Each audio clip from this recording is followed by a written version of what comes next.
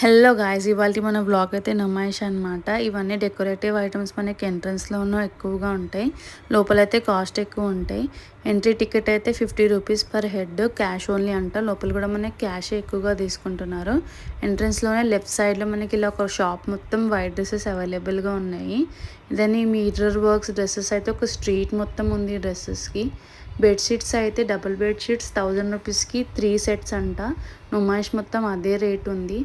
దీని house hold items, clips, clutches, minimal chains, ఇవన్నీ huge collection మనకి 50 to 100 రూపీస్లోనే అవైలబుల్గా ఉంది. ఈ 100 హౌస్ అయితే ఫస్ట్ టైం పెట్టినారేమో, నేనైతే ఫస్ట్ టైం చూస్తున్నా. ఆగ్రా డైమండ్ దగ్గర మెనూ చూసి ఇంకా మేము బొబ్బట్లు తినడానికి వెళ్ళిపోయాము.